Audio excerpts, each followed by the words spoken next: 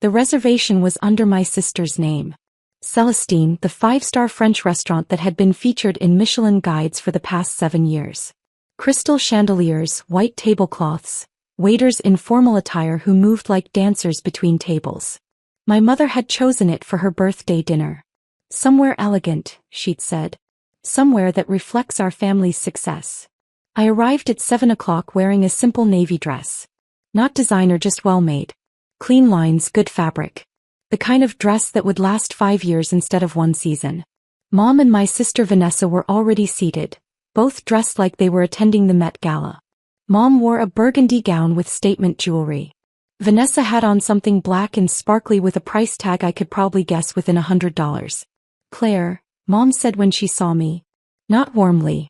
Just acknowledging my arrival. "Happy birthday, Mom." "Thank you." She looked me over and I saw the familiar disappointment flicker across her face. "Is that what you're wearing?" "Yes. It's very simple." Vanessa sipped her champagne. "Claire's aesthetic is minimalist. That's code for can't afford better." I sat down and placed my napkin in my lap. The waiter appeared immediately. "Can I offer you a drink, madam?" "Water is fine, thank you. We have several premium bottled waters." "Tap water is perfect." After he left, Vanessa laughed. "Tap water. At Celestine. That's very on brand for you. I'm not thirsty enough to spend $12 on water." "See, that's your problem," Mom said, opening her menu. "You think about money too much. Successful people don't worry about the cost of bottled water. Successful people probably became successful by not wasting money on overpriced water." Mom's lips tightened. "Your sister makes $180,000 a year as a pharmaceutical rep. She can afford to enjoy nice things without guilt." "I'm not feeling guilty. I'm feeling practical." "Practical," Vanessa repeated, making it sound like an insult. "That's Claire's whole personality. Practical clothes, practical apartment, practical life." The waiter returned with menus. Tonight's specials include our Dover Sole Mooney Air, prepared tableside, and our Wagyu beef Wellington with black truffle demi-glace. Vanessa's eyes lit up. "What's the Dover Sole?" $140, madam." "Perfect. I'll have that." Mom ordered the beef Wellington at $165. Then they both looked at me. I scanned the menu. Everything was expensive, but that was expected at Celestine. The prices weren't the problem. I'd eaten here dozens of times. The problem was the show my family was about to put on. "The roasted chicken, please," I said. "That's $68, Vanessa said. "Claire, you don't have to order the cheapest thing on the menu." "I'm not. There's a pasta dish for $52. "Then why are you ordering chicken? At a 5-star French restaurant?" "Because I like chicken." Mom set down her menu with more force than necessary. "Claire, this is embarrassing.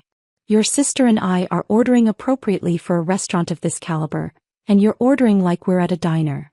It's a $68 chicken. It might as well be a $10 chicken given what else is available." The waiter stood there awkwardly. "Shall I put in the chicken order, madam?" "Yes, please," I said. After he left, Vanessa leaned forward. "You know what this is? It's you making a statement. Look at me, I'm so financially responsible I won't spend money on nice things. It's performative frugality. Or maybe I just wanted chicken. At Celestine, the restaurant people wait months to get reservations for. And you're ordering roasted chicken. Should I order something I don't want just to impress you? You should order something that shows you appreciate where you are." Mom held up her hand. "Girls, please. It's my birthday. Can we not fight?" "Sorry, Mom," Vanessa said. Then to me, "But seriously, Claire. Look around. Look at what people are wearing, what they're ordering. This restaurant is for successful people. People who've made something of themselves. And I haven't? Have you?" Vanessa's voice was genuinely curious, like she really wanted to know. "You work in restaurant consulting. You won't tell us how much you make. You live in a 1-bedroom apartment. You drive a 7-year-old Subaru. Nothing about your life says success. Maybe because success doesn't have to be loud. It does if you want people to know about it." Mom sighed. "Claire, honey, your sister isn't trying to be cruel. She's concerned. We both are. You're 33 years old. We just want to see you thriving." I am thriving. Are you? Mom looked at me with genuine worry. Because from where we sit it looks like you're barely getting by. I'm doing fine. Fine isn't thriving. Vanessa is thriving. She has a career, a beautiful home, a fiancé who adores her. She travels, she enjoys life. You just seem to be existing. The appetizers arrived. Escargot for Mom, foie gras for Vanessa, French onion soup for me. Even your appetizer is budget conscious, Vanessa muttered. It's $28. It's soup. Expensive soup. You don't belong in places like this, Mom said suddenly. Her voice wasn't cruel, just matter of fact. And I don't mean that harshly, sweetheart. I mean that you're not comfortable here. You're ordering soup and chicken and tap water because spending money makes you anxious. Places like this are for people who've achieved a certain level of success and you're just not there yet. Mom. The budget menu is more your style, Vanessa added. She was smiling like she was being helpful. There's no shame in it. Not everyone can afford fine dining. Maybe we should have gone somewhere more accessible. I stayed silent. I could have told them the truth. That I'd been restaurant consulting for the past 9 years, but not in the way they imagined. That I didn't advise restaurants, I acquired them. That my portfolio included 43 restaurants across 6 states, ranging from casual dining to Michelin-starred establishments. That I'd purchased Celestine 18 months ago for $14.2 million. That the one-bedroom apartment was a paid-off penthouse in a building where the monthly HOA fees were more than most people's rent. That my 7-year-old Subaru was paid for in cash and ran perfectly, so I saw no reason to replace it. That my net worth was approximately $67 million. But I'd learned years ago that telling my family these things didn't matter. They heard what they wanted to hear. Claire, the unsuccessful daughter.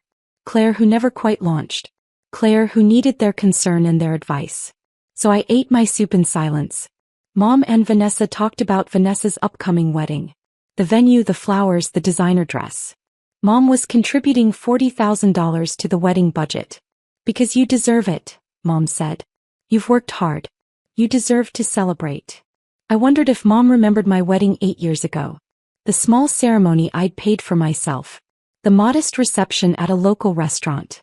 Mom had complained the entire time that it wasn't nice enough. That I should have asked for help. That she would have contributed if I'd just done things properly. I hadn't wanted her money. Even then I'd had enough of my own. The entrees arrived. Mom's beef Wellington looked like a work of art. Vanessa's Dover sole was prepared tableside with an elaborate show of flames and sauces. My roasted chicken was simple, elegant, perfectly cooked. How's your chicken? Vanessa asked with barely concealed sarcasm. Excellent. Worth the $68?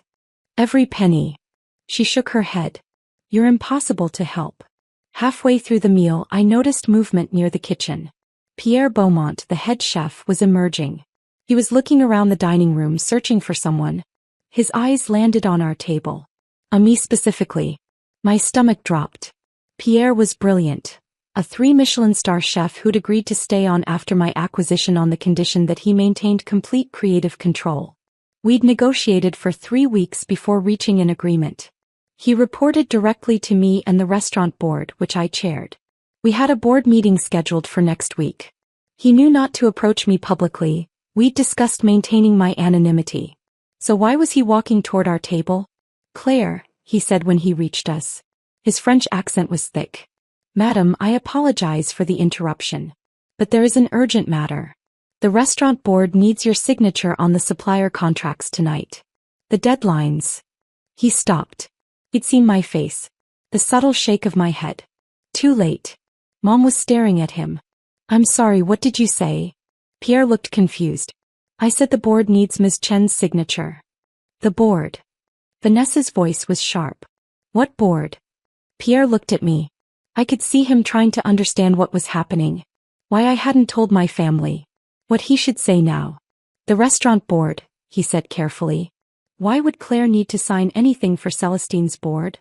Mom asked. The answer was obvious, but Pierre clearly didn't want to be the one to say it. He looked at me again, silently pleading for guidance. I set down my fork. Because I chair the board. Silence. Then Vanessa laughed. What? Oh, that's ridiculous. I chair the restaurant board for Celestine. But you're a consultant, Mom said. I consult on restaurants I own. Then I serve on their boards. Pierre was backing away slowly. I will leave the documents at the host stand for you, madam. My apologies for the interruption. He disappeared back toward the kitchen before anyone could ask more questions. Mom's face had gone pale. Claire, what is he talking about? I own Celestine. You own this restaurant? Yes. This restaurant specifically? Celestine. Yes. Vanessa was shaking her head. That's impossible. Restaurants like this cost millions. You don't have millions. I have enough. How much is enough? I purchased Celestine for $14.2 million 18 months ago.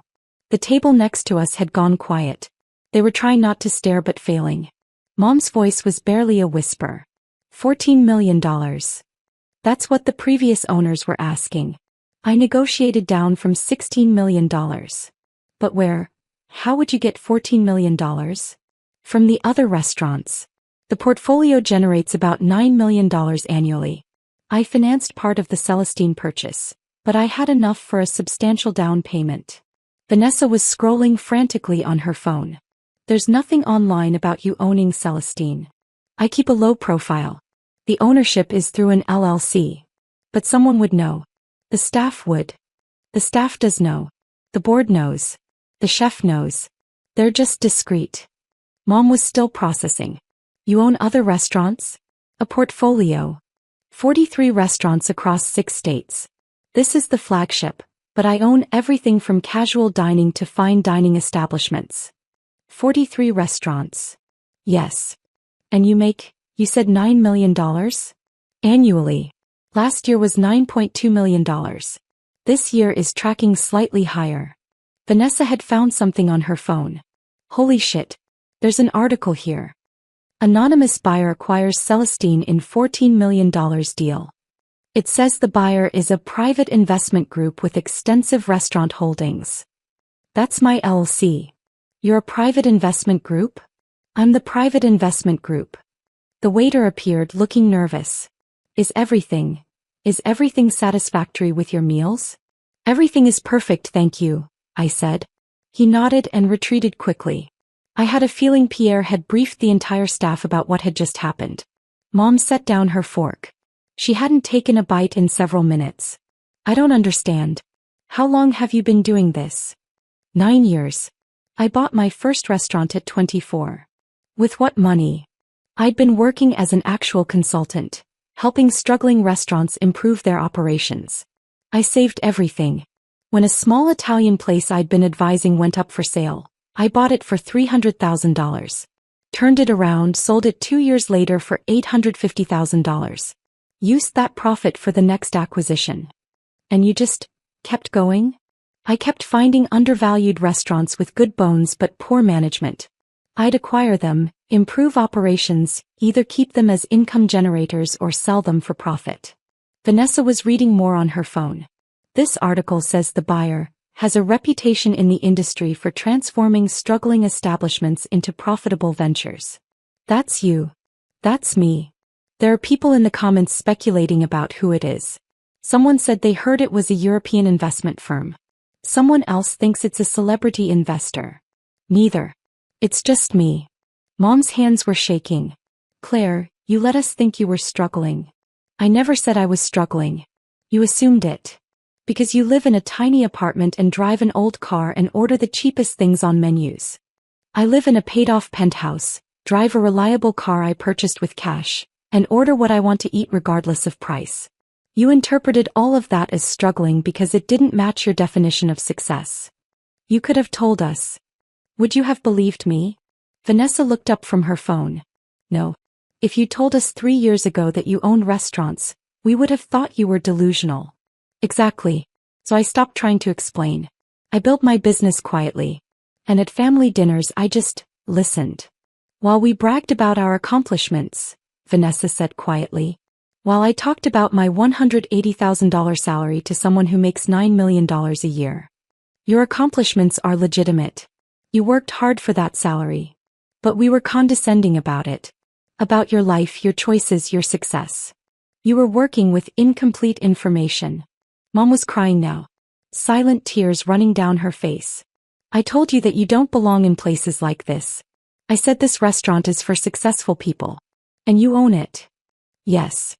Why didn't you say something? Right then? Why did you just sit there? Because I've learned that correcting people's assumptions just makes them defensive.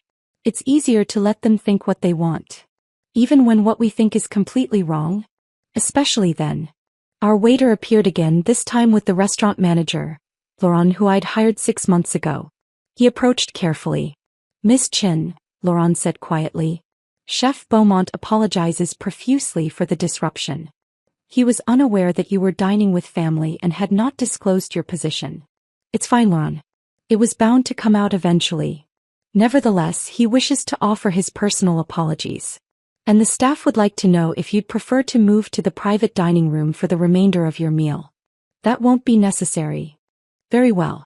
Also, Chef has prepared a special dessert course for your party if you'll accept it. Of course. Thank you, Laurent. After he left, Vanessa put her phone down. They're treating you like royalty. They're treating me like their employer. Same thing in a restaurant context. Mom wiped her eyes. I need to understand something. You've been coming to family dinners for years. Listening to us talk about our jobs, our money, our lives. Never saying anything about this. Why? Because it didn't matter. You weren't interested in who I actually was. You were interested in who you thought I was. The unsuccessful daughter who needed guidance. That's not fair. Isn't it? Mom, do you remember when I bought my first restaurant? He thought about it. Vaguely. I was 24. I came to Sunday dinner so excited. I told everyone I'd just purchased an Italian restaurant. Do you remember what you said? She was quiet. You said, that's a terrible investment. Restaurants fail all the time. You're going to lose everything. Dad said I was being reckless. Vanessa said I was having a quarter-life crisis. We were concerned. You were dismissive. So I stopped sharing. I ran my business, made my acquisitions, built my portfolio. And at family dinners I just existed. Because it was easier than constantly defending myself. But we thought you needed help. We thought you were barely making it. I know. And I let you think that because the alternative, constantly arguing about my life choices, was exhausting. The dessert course arrived. Individual soufflés, crème brûlée, a chocolate tart. All prepared with exquisite care. We ate in silence for a few minutes. Then Vanessa spoke. I told you the budget menu was more your style. You did. I'm the worst person alive. You're not. You just didn't have all the information. I had enough information to not be a condescending asshole. She looked at me. I'm sorry, Claire. For all of it. For assuming. For judging. For treating you like you were less than. I forgive you. Just like that. Just like that. Why? Because holding grudges is exhausting. And because you're my sister. Mom was quiet for a long time. Finally, she said, I contributed $40,000 to Vanessa's wedding. I know. I never offered to help with your wedding. You didn't. Because I didn't think you needed it. I thought you were being cheap on purpose. Being difficult. I know. I'm so sorry, Claire. I know that too. After dinner, Laurent appeared with a leather folder. Miss Chin, Chef Beaumont left the supplier contracts for your review. And there's the matter of tonight's bill. Charge my personal account, I said. Same as always. He nodded and retreated. Vanessa stared. You have a personal account here? At your own restaurant? I eat here several times a month. It's easier to keep it separate from business expenses. Do you pay yourself? Yes. The same prices as any other customer. It's cleaner for accounting. You're paying for Mom's birthday dinner at your own restaurant. It's Mom's birthday. Of course I'm paying. Mom looked like she might cry again. You didn't have to do that. I wanted to. We left around 10 o'clock. In the parking lot, Vanessa stopped beside her Mercedes. Your car, she said, pointing at my Subaru. That's really what you want to drive? It's reliable, fuel efficient, and paid off. Why would I replace it? Because you could afford a Ferrari. I could afford a dealership. But I'd still drive this. She laughed. You're the weirdest rich person I've ever met. I'm the only rich person you've met. Fair. Mom hugged me longer than usual before getting in her car. Can we talk this week? Really talk? Of course. I want to understand how you did this, why you did this, and why you never told us. Okay. Are you happy, Claire? Truly happy. I thought about my 43 restaurants, my carefully built portfolio, my quiet life that I'd designed exactly how I wanted it. Yeah, Mom. I'm really happy. Good. That's all I ever wanted for you. The next morning I woke up to 32 text messages. Not from Mom or Vanessa, from extended family members. Cousins, aunts, uncles, people I hadn't heard from in years. All suddenly very interested in my restaurant consulting business. All mentioning they had great restaurant ideas, if I was looking for investments. I responded to Mom's text and ignored the rest. 3 days later Mom invited me to lunch. Not at Celestine, at a small cafe near her house. I wanted somewhere neutral, she explained. Somewhere you don't own. I don't own this one. Good. We ordered coffee and sandwiches. Then Mom pulled out a notebook. I've been thinking, she said, about all the times I gave you unsolicited advice. About your career, your life, your finances. I made a list. Mom, you don't need to. I do. Because I need to apologize for each one. Starting with the time I suggested you get a real job with benefits when you were building your portfolio. That was 2019. You'd already owned 8 restaurants at that point. Mom, let me do this. Please. So I let her. She went through her list. Every dismissive comment, every piece of unwanted advice, every time she treated me like I needed to be rescued from my own choices. When she finished, she closed the notebook. I'm not asking you to forget any of that. I just need you to know that I see it now. I see you now. Thank you. Can I ask you something? About the money? Of course. Do you ever feel guilty? Having so much when others have so little? Every day. That's why I focus on restaurants that employ people, serve communities, create opportunities. It's not charity, but it's not just profit either. She smiled. Your father would be proud. He always said you were the smart one. He said that. All the time. He just didn't know how to tell you. We talked for 2 hours. Really talked for the first time in years. About my business, my life, my future plans. Mom asked questions, real questions, not judgmental ones. She listened without offering advice. As we were leaving, she said, Vanessa wants to have dinner. Just the 3 of us. No husbands, no partners. Just the girls. I'd like that. She's embarrassed. About how she treated you. She doesn't need to be. She does though. That's part of learning. Being embarrassed by your past behavior. 2 weeks later, the 3 of us met at a small Italian restaurant. Not one I owned. I'd learned that lesson. Vanessa brought a gift. It's not much, she said, handing me a wrapped box. Inside was a book, The Silent Entrepreneurs, Building Empires Without Fanfare. I found it at a bookstore, Vanessa said. Made me think of you. Thank you. Also, I want to apologize. I know I already did, but I've been thinking about it more. About how many times I was cruel or dismissive. About how I made your success invisible by refusing to see it. Vanessa. I'm not done. I also want to say that I'm proud of you. Not just for what you built, but for how you built it. Quietly. Without needing recognition or applause. That takes a kind of strength I don't have. You have your own strengths. Maybe. But I'm learning from yours. We ordered dinner. No conversation about who was getting what or how much it cost. We talked about Vanessa's wedding, Mom's retirement plans, my newest acquisition. At one point, Vanessa asked, do you ever want to go public? Let people know who you are. Not really. But you've built something incredible. Don't you want credit for it? I have credit where it matters. In my industry, among the people I work with. I don't need strangers to know. That's very zen.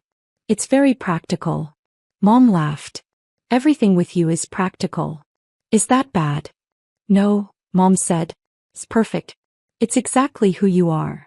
6 months after the birthday dinner at Celestine, I received an invitation to speak at a restaurant industry conference. The organizers wanted to discuss anonymous acquisition strategies in fine dining. I declined. A week later they called back. We'll keep your identity confidential, they promised. We just want your insights. I agreed to a private roundtable with other restaurant owners. No cameras, no press, no public attribution. At the round table, I sat next to a woman who owned a small chain of breakfast restaurants. She was struggling with expansion financing. The banks don't take me seriously, she said. They look at me, a woman under 40, and they see risk. Never mind that my restaurants are profitable and growing. I gave her my card. Call me next week. I might be able to help. 2 months later, I became a minority investor in her breakfast chain. Not because I needed another investment, but because I remembered being the woman no one took seriously. The chain now has 12 locations and is projected to hit $15 million in revenue this year. At a family barbecue last month, Vanessa asked if I was hiring. For what? I asked. Anything. I'm thinking about career changes. You make $180,000 in pharma. Why would you leave? Because I'm tired of sales. I want to build something. Create something. Like you did. That's a big change. I know. But watching you these past few months, I realized I've been chasing money instead of purpose. You found both. I thought about it. I don't have any open positions right now. But I know someone who might. Let me make some calls. 3 weeks later, Vanessa started as a restaurant operations consultant for a firm I'd partnered with on several acquisitions. She took a pay cut, down to $120,000, but she was excited in a way I hadn't seen in years. Thank you, she said when she called after her first week. Not just for the connection. For showing me that success doesn't have to look like I thought it did. You're welcome. Also, I'm buying my own lunch now. Even at nice restaurants. Good for you. Even if it's just chicken. I smiled. Especially if it's just chicken. Last week I had dinner at Celestine with my family. Mom's birthday again, this time her 63rd. We sat at my usual table in the corner. The one with the best view of the dining room. The one I'd specified when I purchased the restaurant. Mom ordered the beef Wellington. Vanessa got the sea base.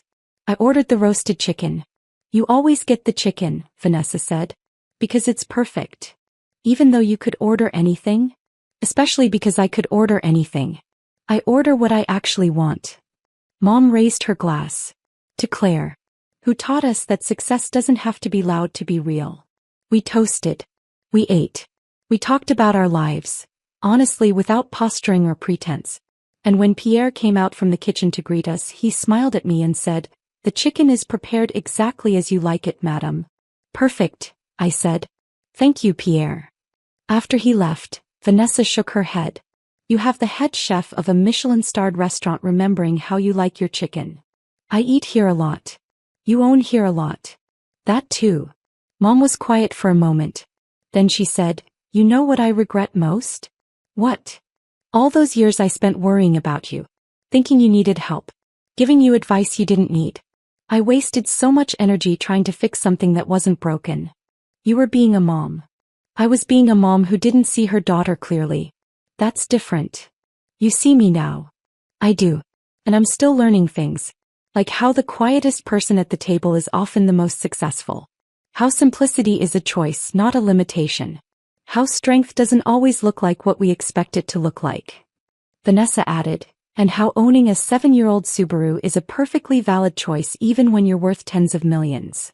Especially then, I said. We finished dinner. Pierre sent out a special dessert course. Not because I own the restaurant, but because he took pride in his work and wanted us to experience his latest creation. We ate it slowly, savoring every bite. And in that moment, sitting with my family in my restaurant, I realized something. The best revenge isn't proving people wrong. It's living so authentically that their wrong assumptions simply become irrelevant. I didn't need my family to know I was successful. I needed to be successful on my own terms. And I'd been doing that all along. Quietly. Consistently. Without fanfare.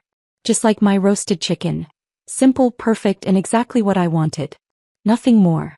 Nothing less. Exactly enough.